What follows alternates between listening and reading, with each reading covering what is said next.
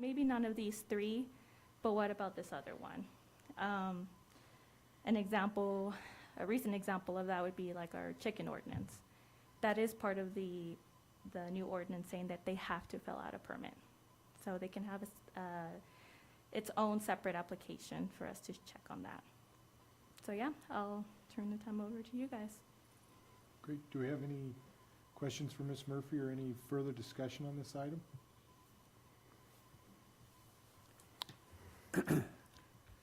Has South Ogden encountered any problems because we don't have these in place? Not that I'm aware of, nothing too crazy. In the last, how many months have I been here now? 3-4 months that I've been. Maybe someone putting up an accessory structure, but we usually send out our building official to go check it out, but we just have them go through the process. I don't believe we've had any that have not complied with the setbacks. Most of our setbacks are it's 1 foot off the property line and 6 feet from their main dwelling and 10 feet from the neighboring dwelling. So it's pretty easy to follow. I like that additional suggestion you had about increasing maybe the ease of use on the website or in the code. Yeah, we can have like a page on our website showing like a diagram or something like that. We can also put in the newsletter. I think I've seen that other cities actually have a full packet that includes accessory buildings, sheds, fences, concrete, stuff like that. I don't know how I feel about it. I don't know yet. Let me think about it. You mean as like examples on the website or like packets Yep. that they can come pick up? Both. Okay. Both. Okay. Yeah, we can do that too. We can have them, we can print that out for them. I think I'm probably in the same position we were, well, I wasn't here last month when it was discussed, but requiring a permit for an accessory dwelling unit, but not necessarily for fencing or an accessory structure. I do like the idea of putting something on the website that has the basic requirements and instructions for people so they know. But. Yeah, and part of the staff report was a link to Layton's site that has the handouts, and we can do something similar to that. Okay, one question I have is what would you guys say is the difference between your application and actually just a permit? So it's basically the same thing. We're just calling for those specific things, it's going to be an application. Yeah, I mean, even now, if the resident chooses to submit the land use application, they don't really get a permit. If they want a letter from planning, I can write one up for them. I've only had a couple actually say they needed it for their contractor. Otherwise, I just sign the application and send that back to them, saying, hey. And that's like their You're piece good to that they go. can hang on to in case a neighbor complains about it in the future. You could say, no. The city's already said this is cool. Yeah. Okay, that's kind of what I thought, but I just wanted to clarify. Yeah, it's more of a peace of mind for them. And regardless of which way we go, I'm still going to encourage people to maybe not necessarily fill out the application, but say, hey, if it'll make you feel better, if you want to sketch up something and want me to check it, I can definitely do that or give you suggestions or Give you a feedback. site plan so that you can say, yeah, you're good to go. Yeah, that's something I used to do at West Haven all the time. Was just say, hey, if it makes you feel better. And most people would just say, oh, yeah. And they would email it to me or bring it in person. And I would check it that same day. Or if I was really busy that day, I would give them like a day or two, like a timeline.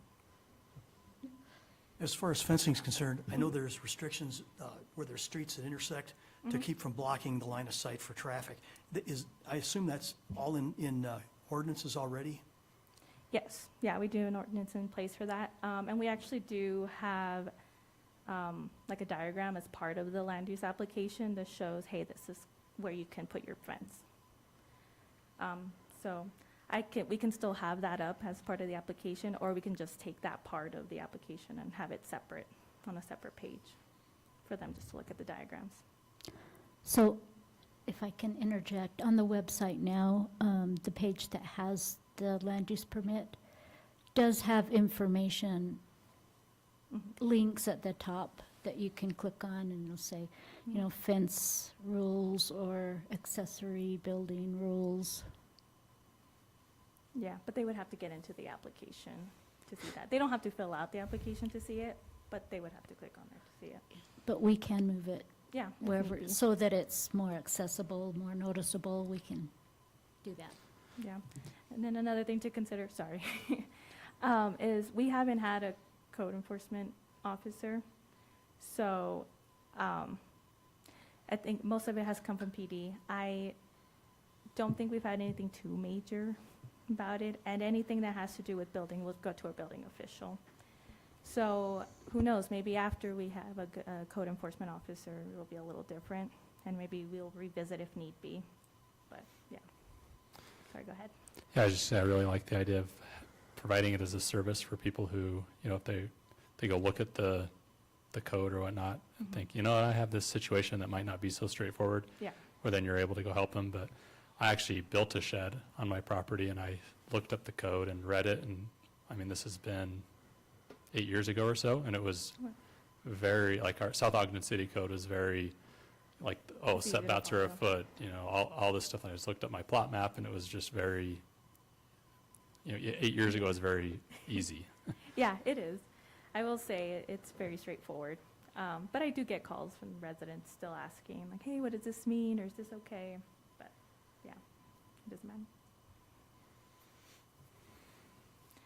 So at this point, what would you like to do? Would you like to set a public hearing for just ADUs, or would you like just to leave all three as is? I personally, like, I'm with Commissioner Bradley. I think ADUs where people are going to live, Mhm. having a little more rigor in the safety and Yeah. proximity to other buildings and whatnot is, wouldn't be a bad thing. So I'm kind of going along with what Commissioner Bradley said, and I feel the same way about an ADU. Is that a motion and a second? sure, I move that we proceed Sorry. with a public hearing for, I don't know what option that was on here. but, Well, if I may Oh, yeah. interrupt that. If we are going to go with just the ADU, we might have to put a pause for a minute, only because, and this is kind of more of an item later on this agenda, short-term rentals. There is a line in the ADU ordinance that says that short-term rentals are not allowed in ADUs, so that could affect that. So instead of amending that same ordinance twice, maybe we can hold off on that. So, up to you guys, or we can just go ahead and set the public hearing specifically just to add the line for land use application. Yeah, and I'm thinking, specifically talking about the short-term rentals, I've been trying to meet with each of our city council members and the mayor, trying to get them to give us direction. And I thought where we had landed on that last time was we were going to wait for them. And it wasn't on their agenda for last month, and they didn't talk about it because I listened. So I thought we were waiting for them to get put on their agenda to discuss it before we discussed it again. So I thought that's kind of where we had landed last time. So I didn't think we were going to be ready to discuss it this time because that other, Right, right. No, I'm just saying.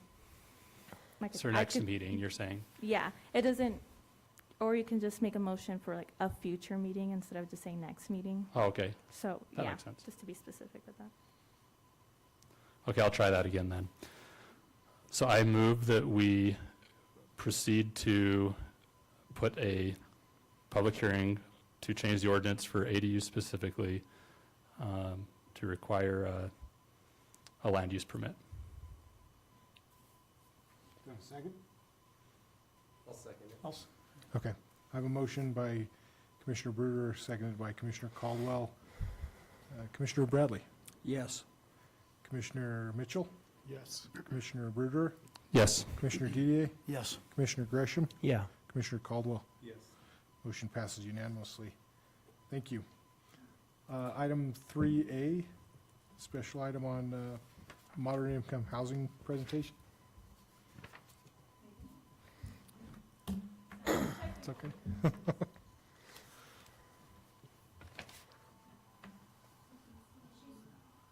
While she's working on that,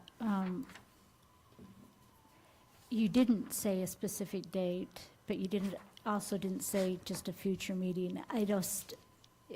Was that kind of the intent? It was just a future meeting?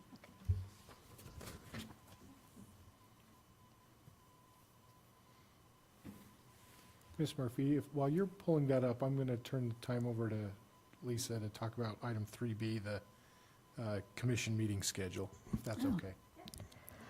Okay, so every year, I am required to post the meeting schedule for all public bodies in the city, including the Planning Commission.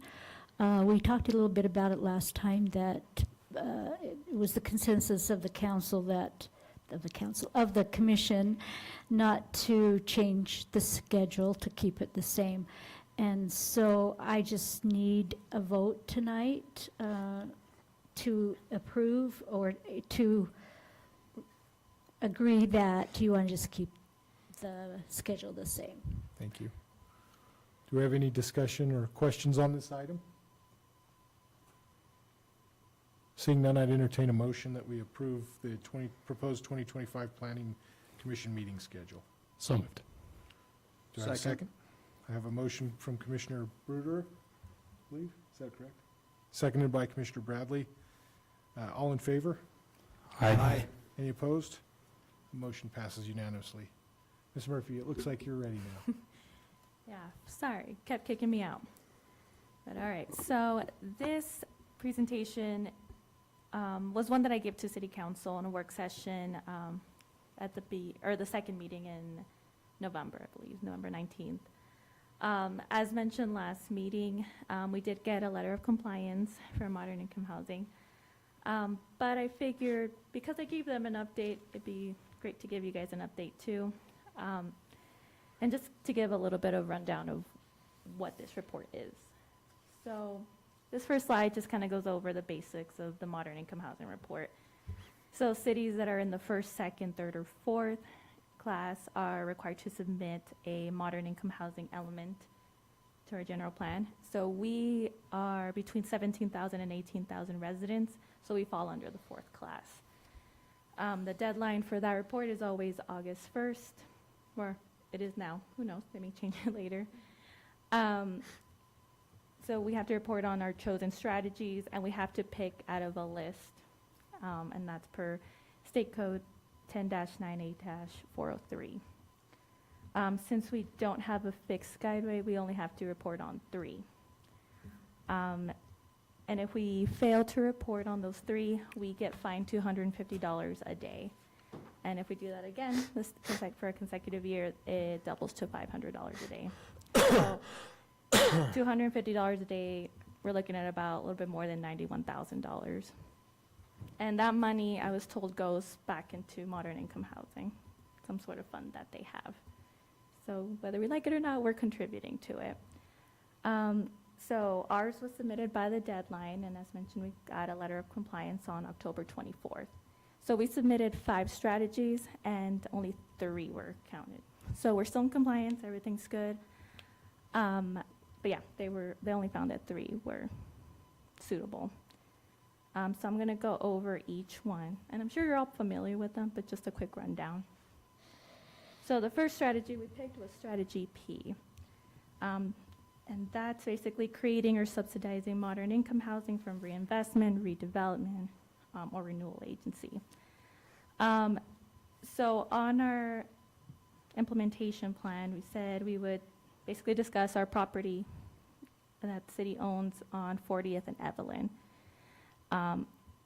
Or we would try to seek LIHTC funding, which is low-income housing tax credit. To my knowledge, I don't think that was discussed, or that was something that was pursued. It was more that conversation of what is the city going to do with that parcel that we own off of 40th and Evelyn. And that was discussed back in April of 2024 in a city council work session where house plans were discussed or were presented actually. It was estimated they would take about 250 to 280,000 to build. There's just a discussion on whether or not to pursue that. But just having the discussion can count towards the actual report. And we'll actually come back I'm to sorry, that. it can or cannot? It can, Okay. yeah. So it doesn't necessarily have to come to fruition for us to report. It could be, oh, we did research, or, oh, we discussed this in a meeting, or it was presented to city council. All of that can count as part of the report. Second strategy is strategy K, which is to preserve existing and new modern income housing and subsidized units by using like a landlord incentive program, a deed restriction, or house loss mitigation fund.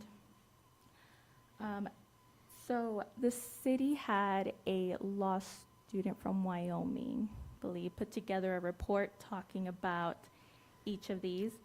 I don't believe it was ever really presented to either planning commission or city council, or correct me if I'm wrong. I didn't find anything for that. But just the act of having done that research counted towards it. I do plan on presenting it to planning commission and city council, whether in a joint meeting or separately in a work session, to kind of go over what that report says and see if we want to pursue one or two of them. Okay, the third strategy is to create or allow for and reduce regulations for internal ADUs. So there, let's see, December 5th of 2023, we did pass an ordinance that included internal, external, attached, and detached ADUs. So that counted towards this reporting period. There was a modification on March 19th, 2024, but that was more about setbacks. Be honest, I think we're pretty much done with this item, unless we find something else we can modify with this ordinance. But looking at it, as far as modern income housing goes, we allow internal, external. We have plenty of options for residents. Let's see. There we go. Okay, strategy F was to zone or rezone for higher densities and modern income housing. So that's our form-based code. So that work has already been done years prior. This is just tracking the number of new housing units that come in. So any new development that comes in, we can report on that. I don't think we had anything new in the last reporting period. So this is one of the ones that didn't count. But it's still an active one. It just depends on whether any development comes through. And then strategy A is to rezone for densities necessary to basically have new modern income housing.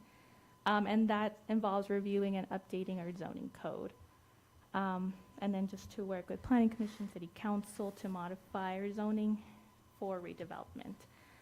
I don't believe we have anything specific about this. I don't believe we've looked at our residential zones. I know we've looked at our form-based code and updated parking on that, but nothing in the rest of it. So that could be something we do moving forward. And just open up those codes and see if there's something we want to change to provide more modern income housing. And I do want to present on this infill options in the upcoming year. Okay, so as mentioned, we got the letter of compliance.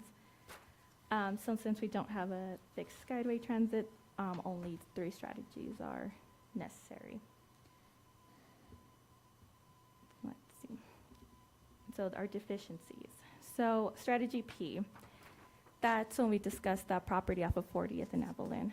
Because that discussion was done in April and we didn't adopt the updated implementation plan until May, it ended up not counting. So it's more of a timeline issue. So moving forward, we just have to make sure that we update the timeline before doing any work on modern income housing or anything we want to report on that. So moving forward, my plan is to have something adopted by April, the very latest. Would love it to be within the first 3 months, though. And then we were just asked to provide more detail and descriptions to make sure that they have a clear picture of what exactly we did in that reporting period. And then they also suggested we can still report on strategies H or W. And I believe strategy W is now X, because there was an update to state code. And basically, those two strategies were part of our original implementation plan that we adopted at the beginning of 2023, I believe. So that's still there if we still wanted to pursue it. So yeah, as mentioned, I would like to have this updated by the beginning of next year so that we don't have a timeline issue and nothing gets missed. Okay. I'm not sure if we will have a joint meeting with City Council. If we do, it'll probably be in a work session right before City Council. And probably in February, one of the meetings in February, but I would have to check with them. And that's it for modern income housing.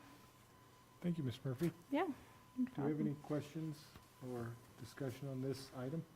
How does the state define moderate income housing? Do they come up with a number for rent or housing, the sale of house, the sale price? Is that what they're looking at, or? Yeah, it's all based off of the area median income. I believe for ours, it is, so Weber County's AMI is 83,949. And so it's 30% of 80% of the AMI. And actually, we had our Wait, city I'm sorry. manager. I'm sorry. I know. I'm slow with numbers, so walk me through that one more time. So it's, the monthly payment would be 30% of 80% of the AMI, of the county's AMI. So for us, Weber County's AMI is 83,949. 80% would be 67,159 and 20 cents. And so 30% of that would be 20,147 and 76 cents. And so the monthly payment, it would be about, or the monthly rent would be 1,678. So 1,678 and 98 cents. So That that could is be- what would count as modern income housing. And And do that they have a price on a house? On the No. housing value, no? No, not a specific number, no. What percentage of our housing qualifies as moderate income now? Overall, I don't have a specific number for that. I do know that our city manager went around and called just different developments, and about 60% of those, which turned out to be about 1,500 units, fell under that. But no, I don't have an exact number of the whole city.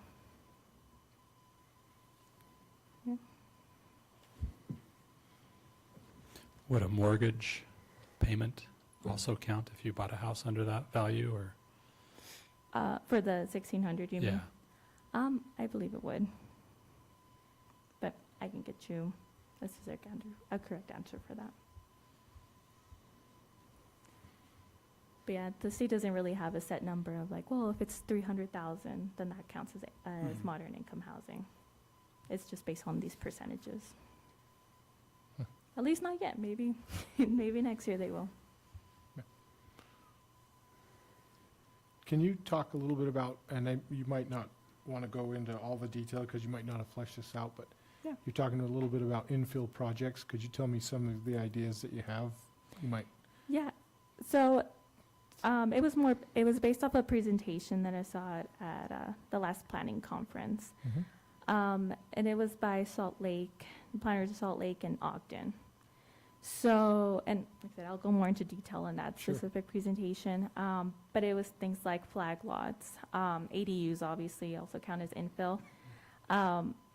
So Farmington, I believe it was, they presented about a month or so ago of what they're doing. And they're calling it a phantom lot. It's more or less a flag lot. And they're kind of playing with the idea of, well, can they own that ADU? And does it still need to be somewhat associated with the main dwelling. So it's things like that. Cottage lots are also an option, and that's more Ogden. And those lots are about 1,500 square feet. They're tiny lots, and tiny homes on there. So those are just a few of them. Duplexes, fourplexes, those are also form of infill. The idea Farmington has with the phantom lot, is that just like they share an easement? They don't, there's not really defined property lines other than Right. the outside of the ADU, is that? Yeah, so it would be, basically an easement, Uh-huh. an access easement that would be recorded on that land. And the idea is to help, like, their kids, basically, right? Because a lot of it is parents that are helping their kids. So they'd be able to own something. But I can go into more detail later on. I'll look forward to that. It was an interesting concept. and I'm not necessarily suggesting that we do all of those things that Sure. will be presented. Those are just some ideas that other cities are doing. I mean, to be frank, with that phantom lot, I had a lot of questions and a lot of thoughts surrounding that. I'm all for people subdividing their property and helping family out, but we should have clear lines on that. Thank you. Any other questions or discussion on this item? Okay. I don't think we need to take any action on this, is that Nope. right? This is just informational? Mhm. Thank you. I'd move to item 4 then, approval of the November 14th, 2024 Planning Commission minutes. Are there any changes, or if not, I'd entertain a motion on this item.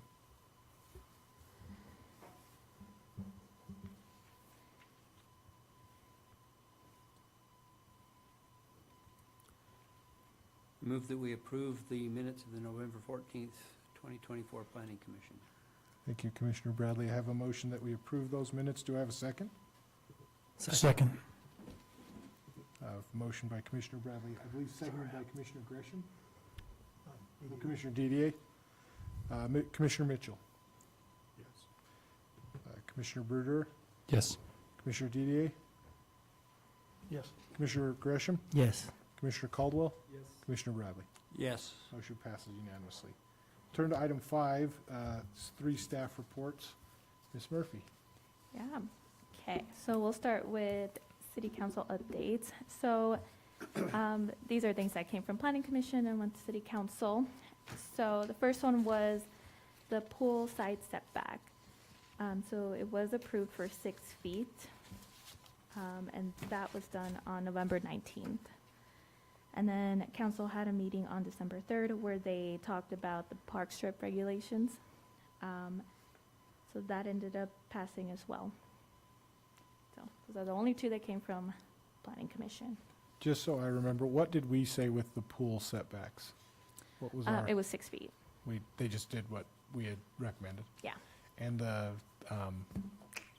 park strip was that it couldn't be totally impervious? Right. Okay. Right. Thank you. Yeah, and we also added a definition of what a carriageway is. Yeah. Okay, so next item there is short-term rentals. So that was an item of discussion for city council in the last meeting on December 3rd. They were okay with planning commission discussing it. They didn't feel like there needed to be a joint session at all. But they give the green light to continue talking about it, talking about short-term rentals. They didn't look, I did attach a copy of the ordinance, just like I did for your previous packet.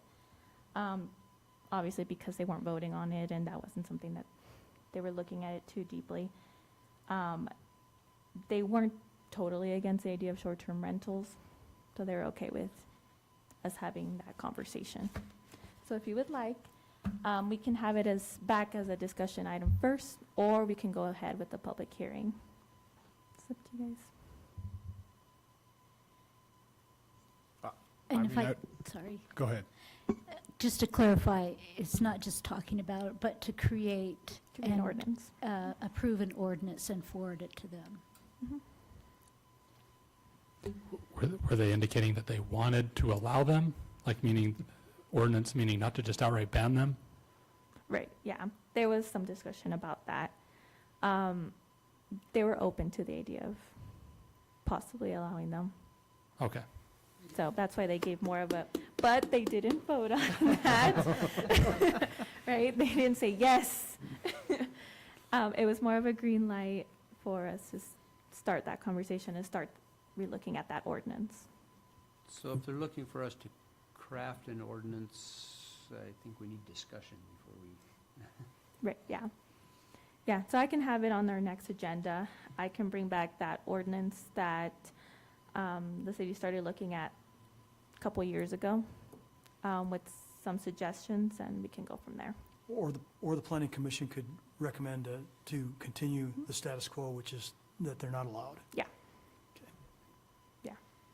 And that's why I brought up the whole thing with ADUs, because they're outright not allowed in ADUs. If that changes, I'd rather just have that be added to that change for an ADU, instead of going back and doing two different changes. Makes sense. I concur with Commissioner Bradley. I think unless there's other discussion on that, I think we should start with a discussion on short-term rentals. Perfect. You mean like right now or at a future meeting? And he's Okay. like, I'm ready. Yeah, probably in the next. Go. It's like, I have a lot to say. I could probably have it in our January meeting. Perfect. The last one, catalytic project review and active transportation plan. The catalytic projects were brought up in the last planning commission meeting. That for sure, I think we should have a joint meeting with city council. It'll probably be in a work session though. I will see what works best. Usually those work sessions start around 5 p.m. So I'll let everybody know what time works best. Along with that, the active transportation plan, just out of curiosity, have you guys seen that? Do you know what that is? I know we have a lot of newer commissioners. Basically in 2019, it was like a tri-city grant with Washington Terrace and Riverdale.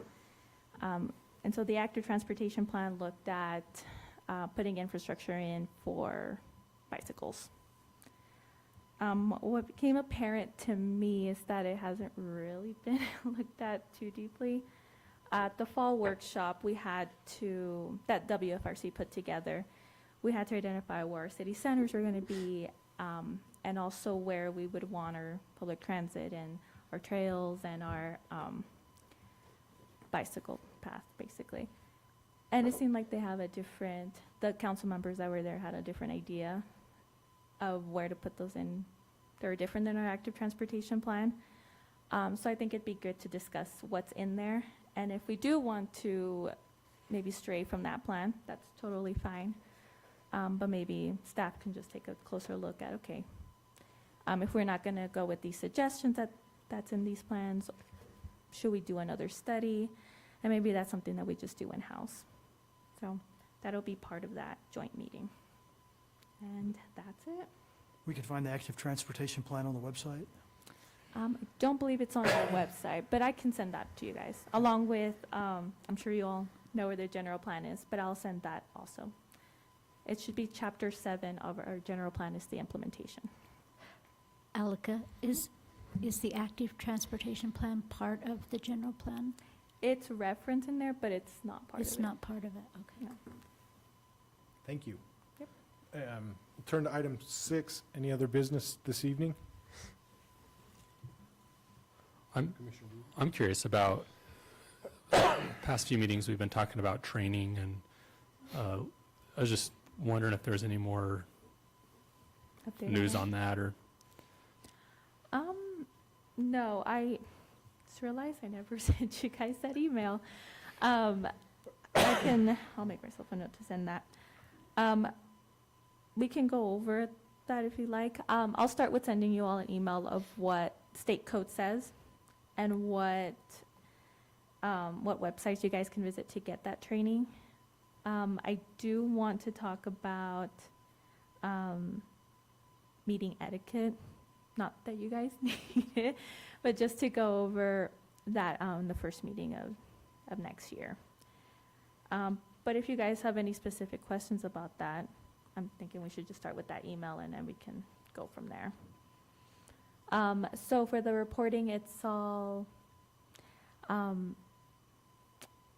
everyone's on their own. They get to do their own training. I will keep an eye out if there's any sort of conference or webinar or something that you guys can attend. That can also count for that. But you're all responsible for tracking your own. I believe it's 3 hours in total. Yeah, oh, sorry, go ahead. Per calendar year? There had been some talk also about going on a field trip as a commission to see some other city's project or, Like a specific, do you have one in mind? well, we got briefed a while ago on, was it the ice skating rink in Mill Mill- Creek? Okay, yeah. Which would be like an example of, I believe the gentleman actually came to us and presented on it, which was really neat. Yeah. But, things like that Yeah, to see I some, believe it was part of their city center or their small Yeah. area plan, yeah. And, sorry, if I can interject as well, before Alika came, we did get permission to send a few of the commissioners every year to the planning conferences. Mhm. So just to keep that in mind as well. Yeah, no, that's something I've been thinking about as well. Don't know if any of you have been to a planning conference or would be interested in. I believe the fall conference is usually the one northern Utah, and the spring one is more southern Utah, but I'll let you guys know on those dates. yeah, I was just thinking with our schedules, being able to plan that far in advance. Sure. Like, if we found out about it, Like a week before. like even a month or so before might not be enough time for some of us to adjust. So just having like a 4 to 6 month Yeah. lead time would be helpful. Yeah, you mean more for like the conferences? Yeah, if I'm gonna have to take time off work, for example, to go to something like that, I'd probably like some lead time Yeah. on that. For sure. I'll look at the APA website and see if they have the dates up for both, spring and fall. Thank you, Commissioner Bruder. Good call. I probably do. Okay. There's the Your Land, Your Plan from the Utah League's website. It's an online access, it's free. And just looking at the online course curriculum,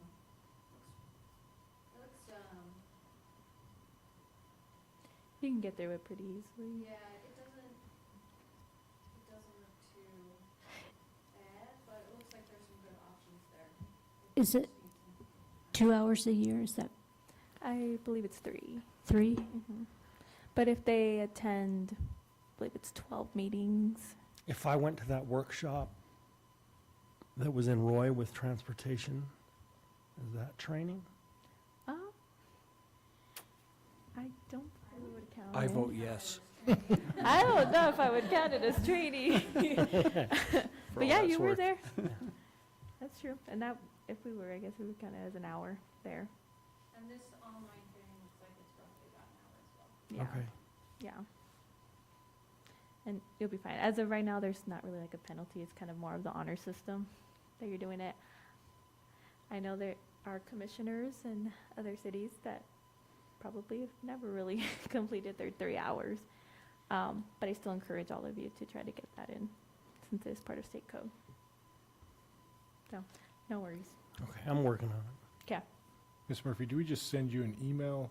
Yeah, if you can, if you receive any sort of certificate or a sign-off, or if you watch a video or something like that, make sure you're tracking that and saying, hey, this is the website I went on, this is the video that I saw, and yeah, just email that to me.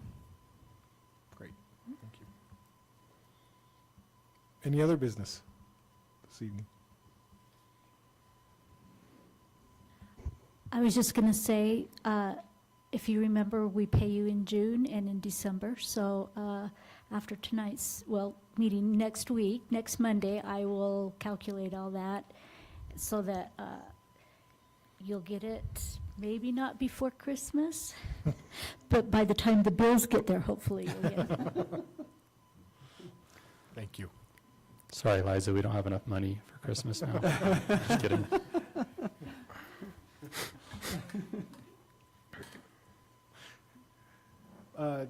Any public comment? No public here except Commissioner Bruder's daughter, so. Do you want? I know. Yeah, exactly. I'll entertain, if not, I'll entertain a motion to adjourn. So moved. Do I have a second? Second. Moved by Commissioner Bruder, second by Commissioner Gresham. All in favor? Aye.